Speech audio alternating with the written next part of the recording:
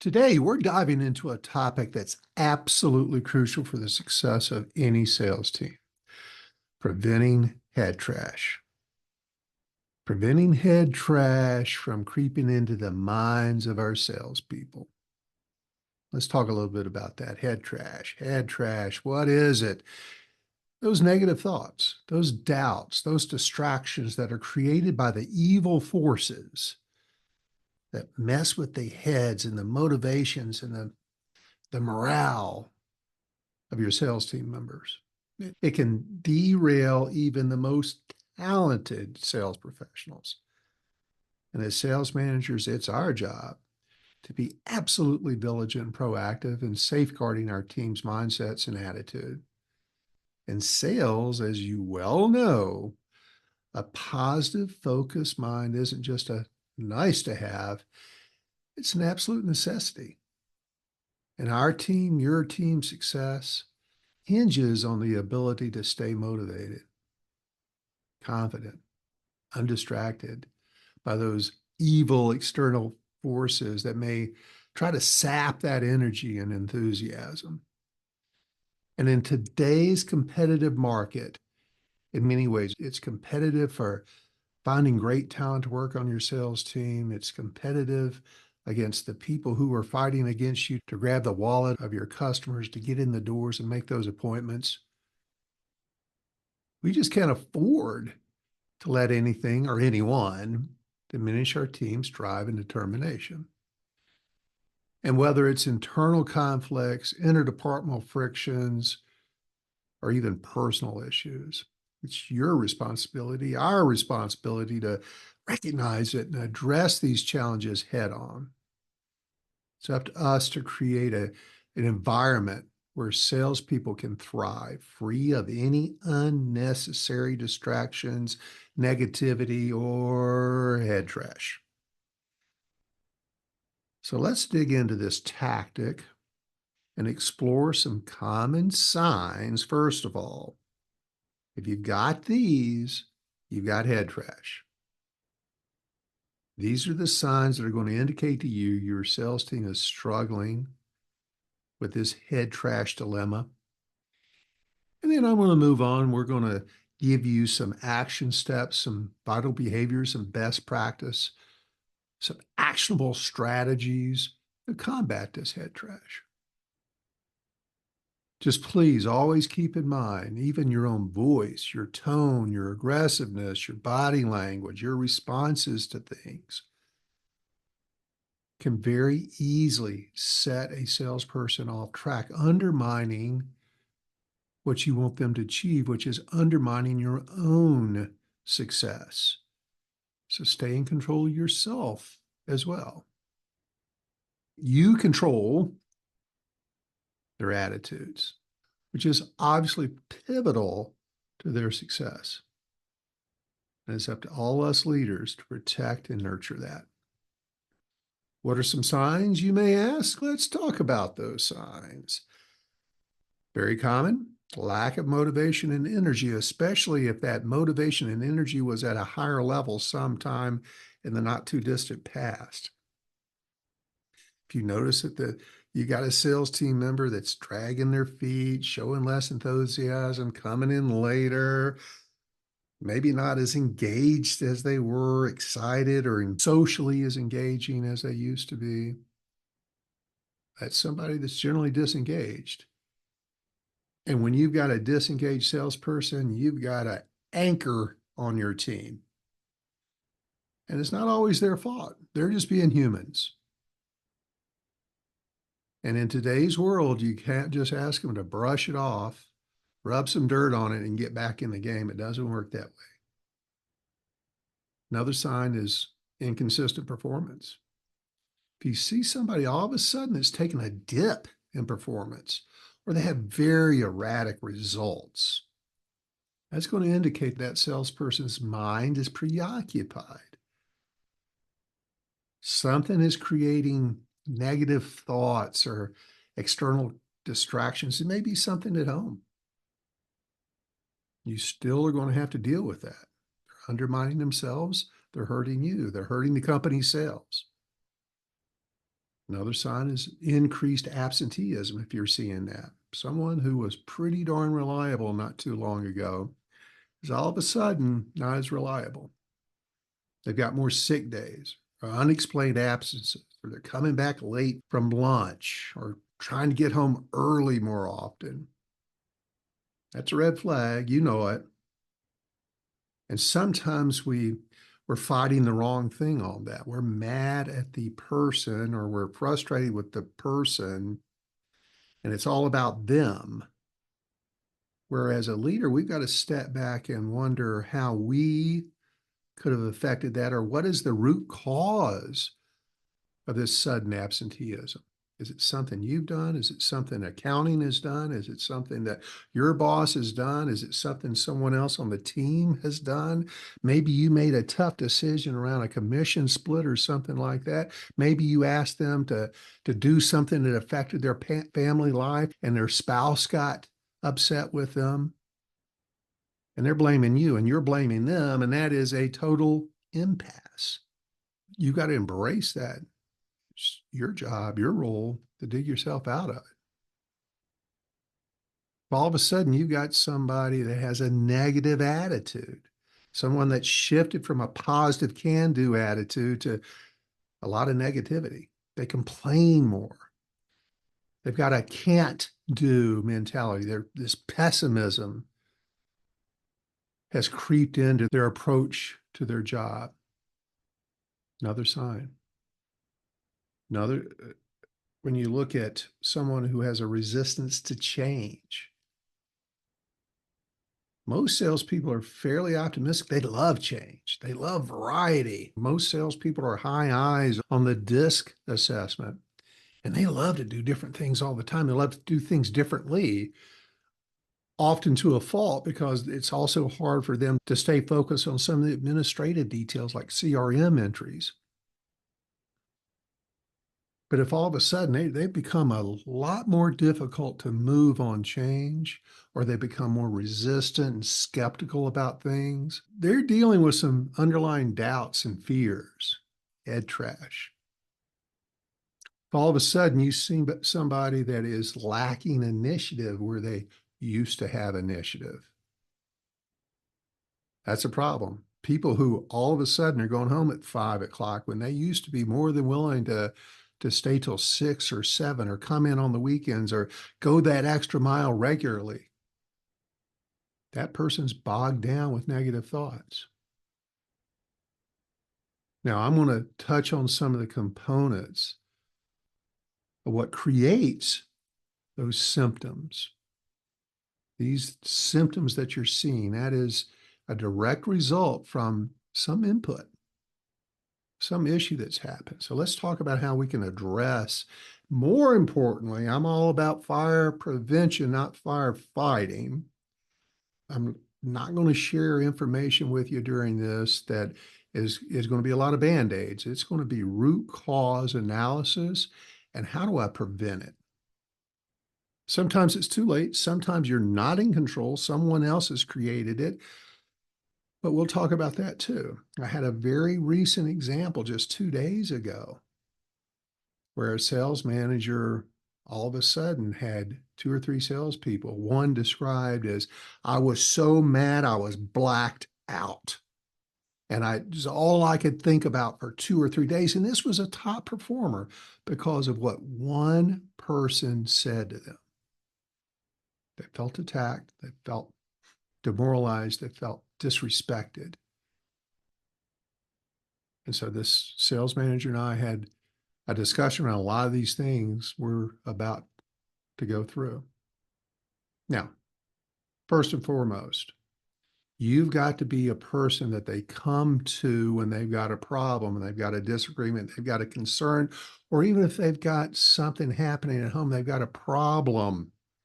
You have to be the person that is more than willing. You've heard me talk about this a lot. Bring their complaints to. You've got to be a safe person for them to complain to. And if they feel comfortable with you and they come to you quickly, and you are the type of leader who solves these issues, or puts in place the processes or steps to prevent them from happening again, you're going to get these complaints. You're going to get this open communication. They're going to be more than willing to come and share things with you. Open communication, a soft place to fall, being someone that is a good listener and open and quiet and doesn't show frustration with their complaint, or you're going to hear about them so you can deal with them. You cannot fix what you don't know about. And you also have to be putting yourself in the position to hear about these things, regular check-ins. Be out there, be with them, have lunch with them, have regular check-ins, one-on-one meetings, which I'm a huge fan of. And if you're open in your communication style, you'll hear about a lot of these things before it starts piling on. Another thing, and this is a common theme to what I share during these discussions, is positive reinforcement. Celebrate successes. Make it bigger than you normally do. It's got to be genuine, but celebrate all successes. Don't just celebrate the big wins. Celebrate all the small wins that lead to the big wins. Thank them regularly. Sincerely thank them. Making sure you're acknowledging achievement. That's going to make you the safe place to fall. And sometimes circumvent some of this negative morale when you're coming back and you're making these big deposits into their emotional bank account. That will counteract some of the negativity. And then if you're regularly providing support and resources, equipping your team with the tools, the knowledge, the training that they need to succeed. Very often I see struggling sales managers who are just barking orders, telling people what to do, telling them they're doing it wrong, but they don't understand what they're doing wrong. They're not sharing with the salesperson the specific steps, the issues that are outside of what this sales manager may be looking for. You got to get down to the details. You got to get into the behaviors, making sure that you're being a coach, helping them self-discover what's happening. And it's not just technical skills, but it's also providing the resources. Maybe it's some additional coaching from you. Maybe it's doing some training, bringing in your sales trainer. Often it's managing stress, helping them manage stress. And overall, you have to have a positive mindset that's contagious. And for sure, if you become aware of internal conflicts between your sales team members, jump on that. Those things cannot fester. You cannot have animosity between your sales team members. Address it quickly, deal with it.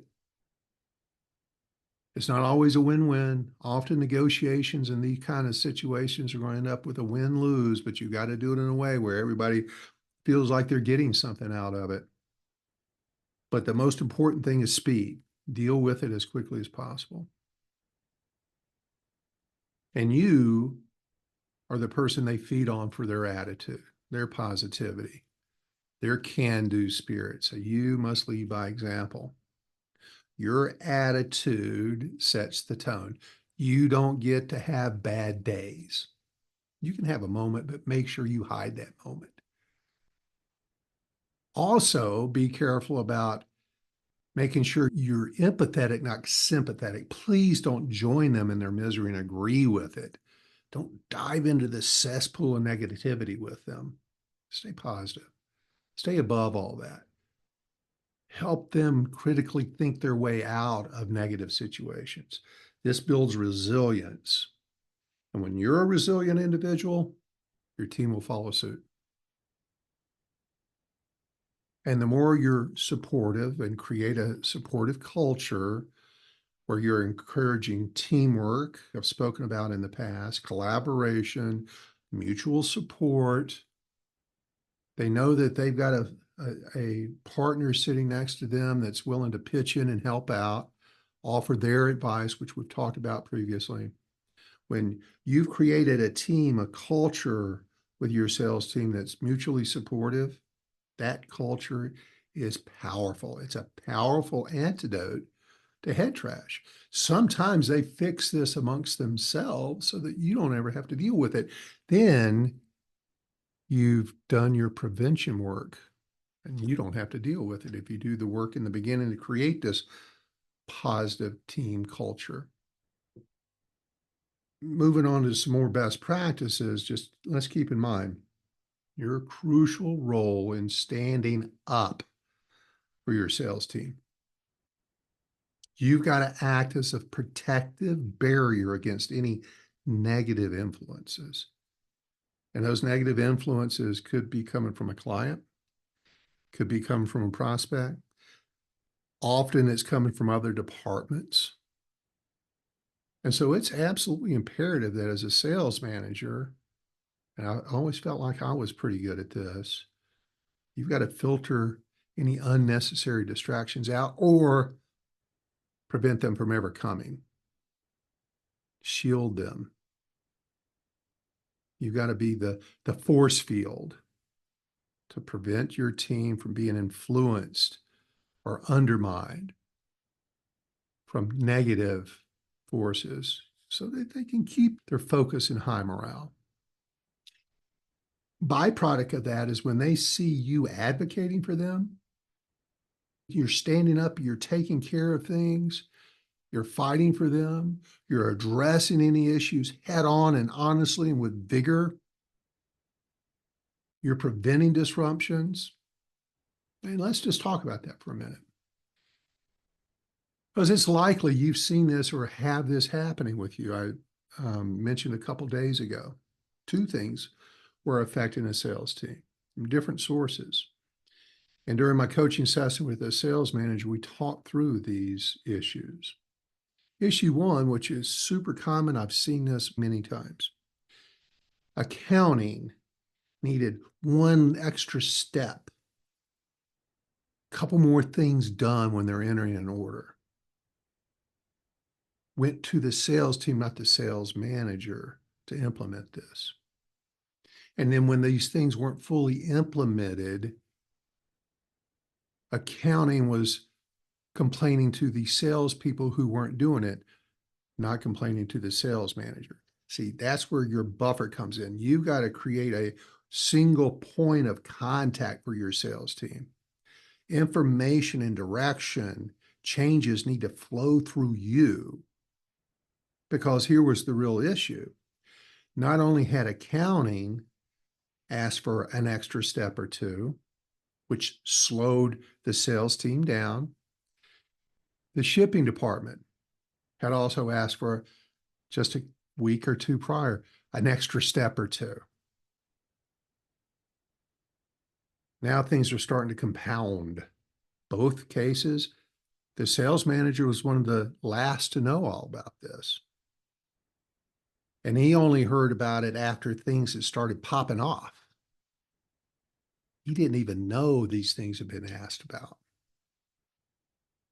that these changes have been made. Unacceptable. Wasn't his fault.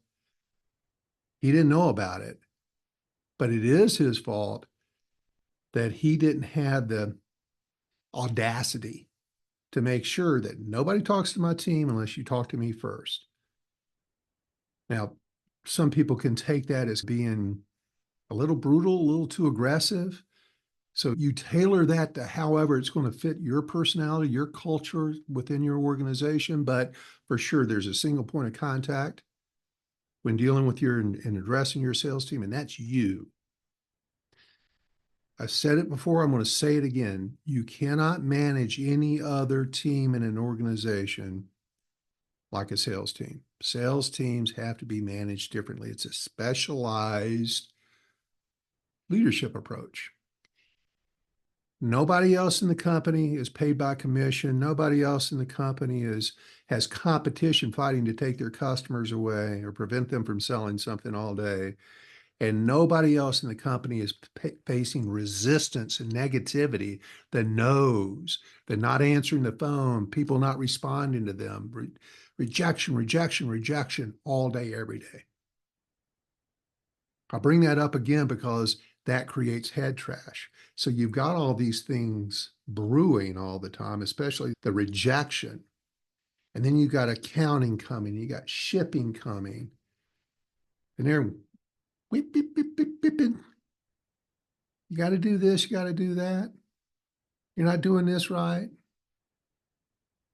And then to add insult to injury, they had an individual in this organization that was in product development and never sold a thing in his life, this guy. Been in product development, but he knew everything about selling. And he had developed a new product that the sales team was not doing what he thought the sales team should be doing in the way of volume from that. And when the sales manager's absence one day, he was off doing something else, this product development guy starts coming at the salespeople, telling them they're not making enough phone calls. They need to be making 100 phone calls a day. It's the worst advice you ever gave a sales team. More phone calls does not equate to more sales, period. It adds to frustration. But you're not aggressive, you're not traveling enough, you're not doing this, you're not doing that, at a tone that was unacceptable. And 3 of the top performers, these are high earners, were highly offended by this. And when I mentioned earlier that one of them was so mad they blacked out, their words. So mad they lost their eyesight. I don't know whether that was literally or not, but that was how it was described. How do you think that salesperson completed the rest of that day being that mad? How high a performer were they that day? And in fact, once she finally came to the sales manager and shared this, it was 2 or 3 days later. 2 or 3 days later, she was still PO'd about it. That's head trash. And guess what happened to her sales during that period of time? Rhetorical question. Moving on, I think you get the point. Salespeople deal with a lot of stress, and some of this stress is beyond their control. And one thing that the vast majority of salespeople don't like is rules. They're not rule followers.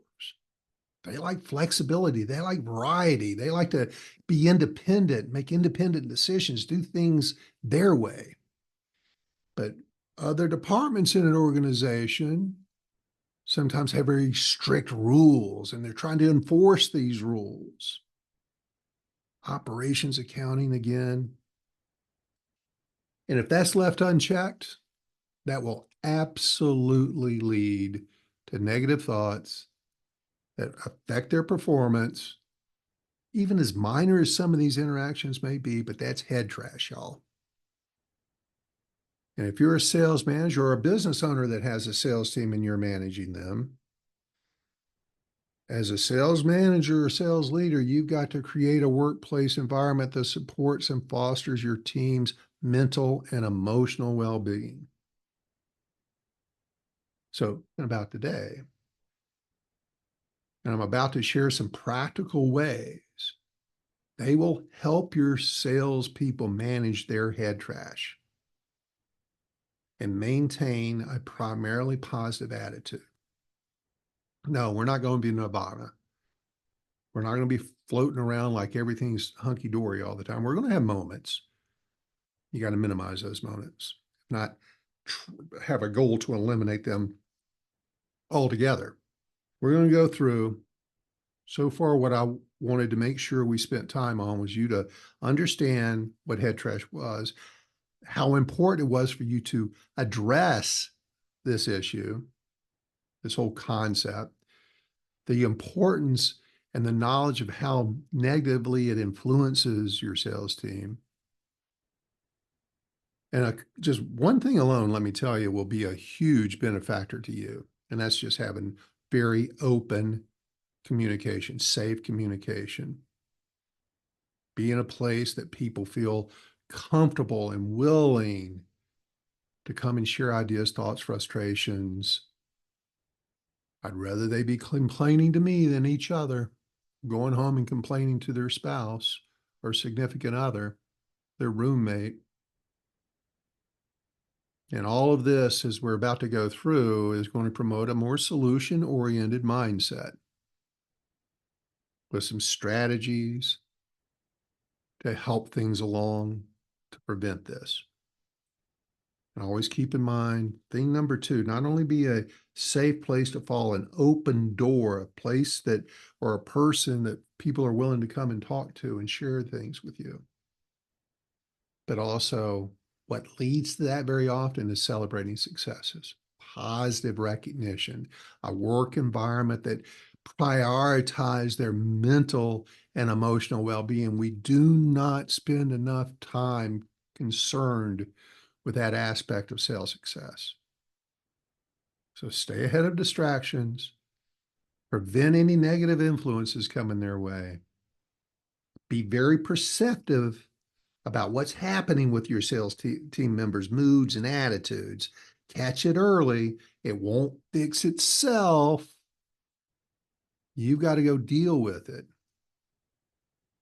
because their mindset, what's between their ears, determines 90% of their success. And if you keep their mental state strong and guard against these emotional drains, you're going to be golden. And always remember, they feed off of your mood. I'll underline this again. You don't get to have bad days. Sorry. You got to be on and positive all the time. If you're having a bad day, take a long lunch. Get the hell out of there. Don't influence them. If you've had a fight with somebody at work, you've had a disagreement, you've had a tough day, you've got to put on a good face. Good leaders are sometimes very good actors. All that said, let's get in now to some of the critical best practices for preventing head trash. Now, I've talked about enabling open communications. Single best way. I'm going to go into a little bit more detail here. The importance of this. They've got to be more than willing, motivated to come to you with their concerns, their questions, their problems, their frustrations. You need to be their best friend at work. Don't take that literally. But they're in engagement, employee engagement, it's an important aspect is they need to have somebody at work that they can go complain and share their frustrations with. And it's okay sometimes if they're sharing ideas or frustrations with each other, but you really want to be the one that they want to come to. Or that your relationship is strong enough with your entire team. If somebody else is struggling, that the person they're sharing their struggles with comes and shares with you about it so you can get a jump on it. But they need to be able to vent. You need to help them with different perspectives. You can't diminish their feelings. Again, this was a busy week this week. I was coaching another individual, and we got into the topic. He's into jujitsu, and I've always been an admirer of that sport, that discipline. And part of an effective discipline in jujitsu is diminishing energy. Drain the energy of your opponent. In this case, negativity is your opponent. You've got to drain that energy. So very often in jujitsu, you just hold your opponent and make them fight and struggle to get out from your hold. You want them working harder than you to diminish that energy. Negative emotion is negative energy. Drain it. The best way to drain it is get it off their chest. Let them share it with you. Let them talk it through. Listen, ask some questions, some probing questions so you fully understand the situation, but do not diminish it. Do not explain it away. Do not tell them they're silly. Do not tell them they're out of hand, unless they really are, unless they're violating somebody else's space. But make sure you're a constructive person, that you're not telling people what to do, but you're helping them understand what to do. You're helping them critically think. Listen, the two best tools any leader has is your ears. The best leaders lead with their ears. And as I've spoke of earlier, the next thing to keep in mind, this is all about prevention, is collaboration with other departments. I say this far too often, but I'm shocked sometimes at how many times management teams from all the different departments don't get together and talk. They don't have a weekly meeting so that they can share needs and ideas and maybe some changes with each other, getting input and collaboration with the management team. Too many things are kept in a closet within many organizations or siloed within organizations. And when you've got billing and accounting and shipping and all those different departments weighing and demanding on your sales team, that's a problem. They've got to be aligned with the sales team. And the best way for them to be aligned with the sales team is be aligned with you, that you align yourself with the sales team. You've got to take whatever department's needs are, billing, accounting, shipping, product development, whatever it is, and work it out. Make sure you're fully on board. Think about the reaction that this is going to have with your sales team. If it's going to be a tough sell for you to sell the sales team on this, but it's got to be done, you're going to have to maybe talk to your boss or talk to a peer, talk to your coach about how do I filter this, translate this so that it has a minimum amount of negative impact on my sales team. Sometimes changes just have to be made. But you've got to filter that. You've got to design that. You've got to be able to communicate that in a way that's more acceptable and less negatively impacting them. Then making sure that if there are conflicts, now I can't mandate company meetings with your peers, but I do encourage you, if your peers don't want to meet each week or your boss doesn't want you and your peers meeting each week, okay, I'm not talking to your boss right now. I'm talking to you. You're going to have to find a way around that. You're going to have to make a standard that they come through you. They've got to come through you, and then you can process this information, filter it,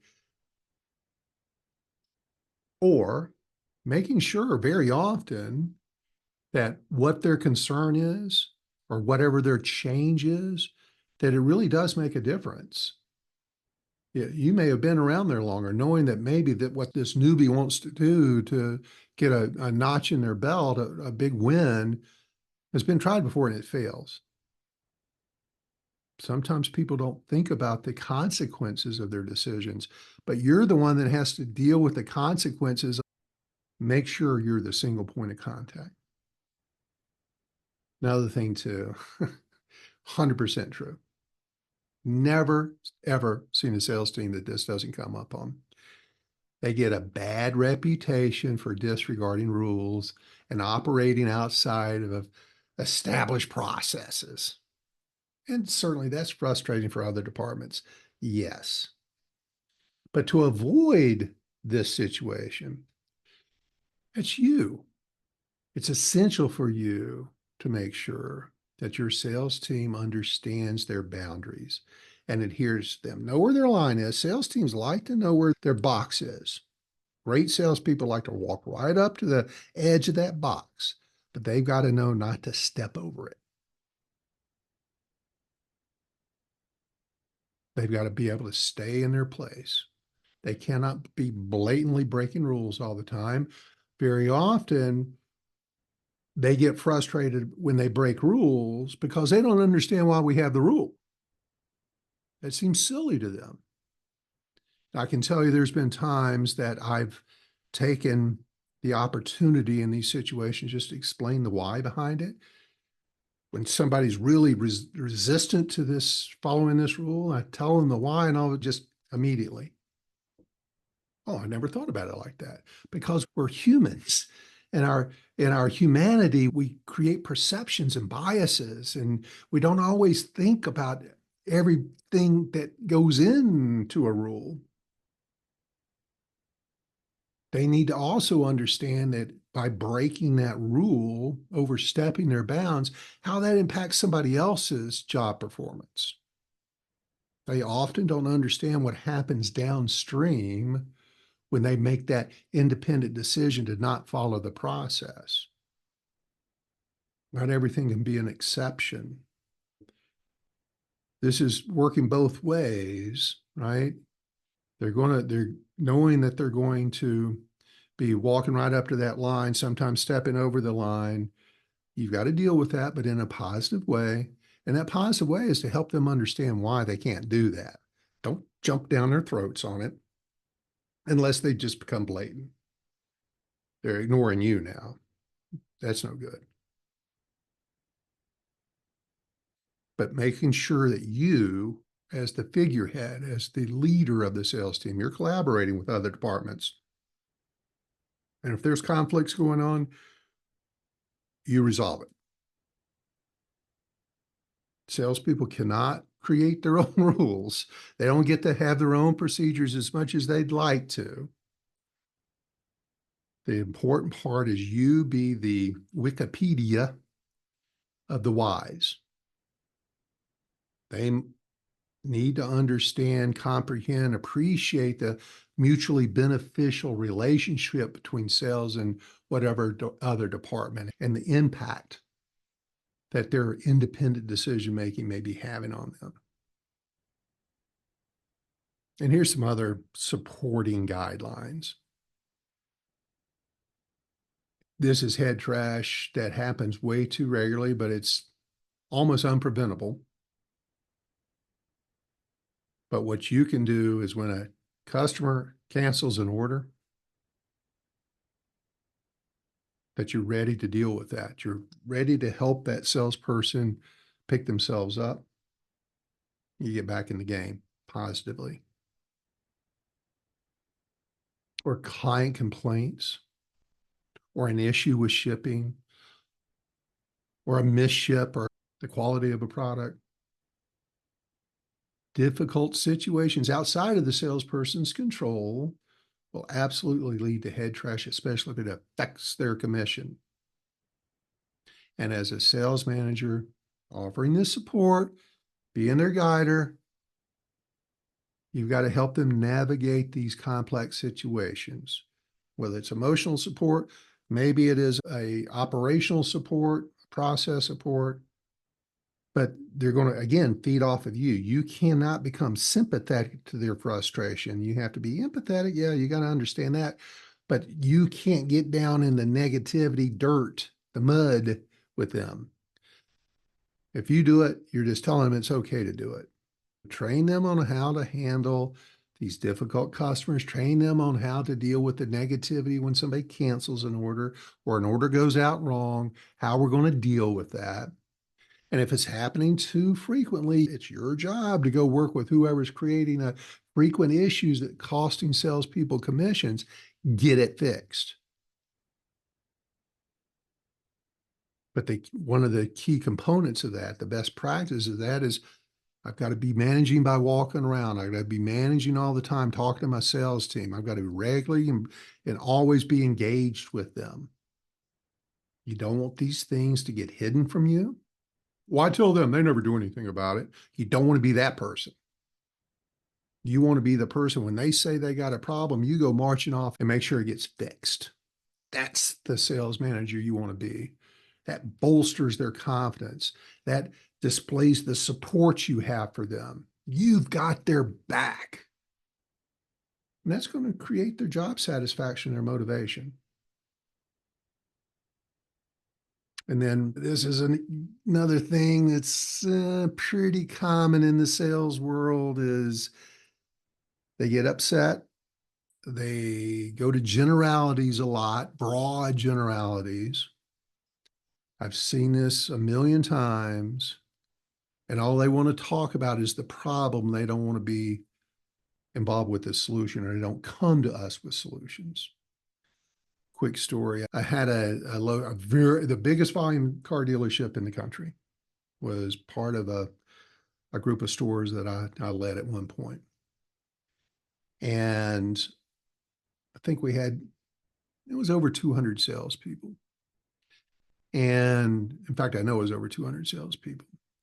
And this place was just a selling machine. There was a zillion customers coming in, a zillion cars going out.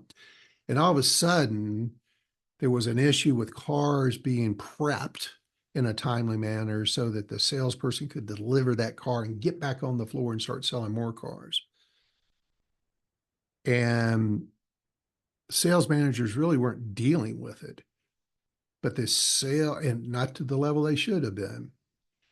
And so they were hearing these complaints. Come on, it's taking too long. It shouldn't take this long to get a car prepped so I can get it delivered. They were really worked up about it. And that's the kind of virus that gets created amongst sales teams is, one person, and then it's two people, then it's 10 people, then it's 100 people that are all worked up about this issue. And I knew that there was probably a process issue, but more importantly, I don't think the sales team at that point understood how difficult a job it was in Roseville, California, in the middle of summer, 100+ degree days, how hard that was to work outdoors and get cars prepped. And so one of my smarter moves, I said, okay, I hear you guys. Sales managers didn't deal with it. The general manager didn't deal with it. Now it's falling on my shoulders, and I'm a guy that deals with things. So he came to me and I said, I know what we're going to do. I went to the general manager, I went to the sales manager, I said, I want you to schedule every one of your sales team members, sales consultants was their title, to spend a half a day in inventory prepping cars every day until every single one of the 200+ salespeople have spent a half a day prepping cars. And I want you, as their sales manager, taking notes on their suggestions on how to speed things up. I want them to be independent third-party observers and participants to understand how they want to come up with a solution to speed things up. They put together this whole schedule. It was going to take weeks to get it all done. A lot of moaning and complaining about it, but that was the devious part of my approach to this, my solution to this. And after, I think, maybe 20 or 30 sales consultants went through that process, we stopped. Why? Because all of a sudden, the sales consultants had a perspective on how difficult it was, how hard it was, how what they thought was possible was frankly impossible. It created this new empathy for how difficult the inventory team's job was. And so all of a sudden, that why came out. That why was discovered on the part of the sales consultants. And so that negativity diminished. That was my devious plan. And it worked like a charm because they needed that other perspective. They needed to see, okay, I know what your problem is. What's the solution? Go be part of the solution. And the solution was, it really wasn't a problem. And that whole thing affecting head trash there bounced right back very quickly. So keep that sort of thing in mind. Sometimes when there's a lot of complaints about how slow or ineffective another department is, you might want to send a salesperson or three in there to go be a problem solver. Have them come back with some solutions. Sometimes they come back with really good solutions. That third-party perspective can come up with some great ideas on how to go fix these things. that the people who are doing it every day they're just working so hard in their blind spots that they can't come up with a solution or can't even imagine a solution. And a salesperson might be able to come in there and see it quickly. Maybe you yourself need to go and work in that department and see how there might be some changes to fix whatever the head trash problem is. The point is, salespeople very often, broad generalities, they jump to conclusions very quickly. They have these perspectives that they create bias around, and then they're viewing everything very myopically through that lens of bias. And all they want to do is complain. You've got to be the person to help them come up with solutions or get it solved for them. But you cannot create that over and over negativity to turn into a virus. Hopefully that's helpful. Always be the person. I'm changing gears now. So making sure, again, I think I've said in every one of these tactics, celebrate successes. That's your rocket fuel. The emotional bank account, the more pumped up they are all the time, if their emotional bank account is very heavily invested in, when these negative things come along, this head trash comes along, that's when it easily gets discarded and doesn't affect them. But if you're towing the line all the time of being overdrawn or not in the emotional bank account, when these negative issues come along, the head trash becomes very dominant. So when you're making regular deposits around their successes, their achievements, large and small, they know that you're their biggest fan. And you're telling them that all the time, genuinely, because there's a line you can cross where it becomes fakey and fake. It tends to have less impact when things go wrong. It's like a force field. So let me start wrapping this thing up. Sales teams, they're facing challenges all the time, all day, every day. Commissions, prospecting, negativity, rejection, all those things, competition. They've got challenges like no other team has. So you can't manage them like any other team. And they have to be motivated at a different level than anybody else in the organization to compensate for all this negativity. Boom. That's the big issue. So when head trash starts seeping into their environment, you've got to catch it, or you've got to prevent it from ever happening, or you've got to be the leader that when it happens, it's a small deal, not a big deal. Watch that emotional bank account. If you're a sales manager, a business owner that has a sales team, pay close attention to this. And if you're not dealing with it and you're not implementing these mindsets that I shared with you today around communication and collaborating and filtering and a single point of contact and an emotional bank account, if you're not dealing with all those things on a regular basis, it's costing you money. So, quick recap: minimize head trash, especially from other departments, open communication, single point of contact, filter. Foster collaboration with other departments. Make sure that we're all being part of the solution. We're not just complaining or working in silos. We're aligning our needs with each other respectfully. You're the person that's the soft place to fall. You're the one that's going to provide empathetic support and guidance. You're maybe going to step up and take care of a customer issue for them. Maybe you're going to step up and protect them from a customer who's being an a-hole.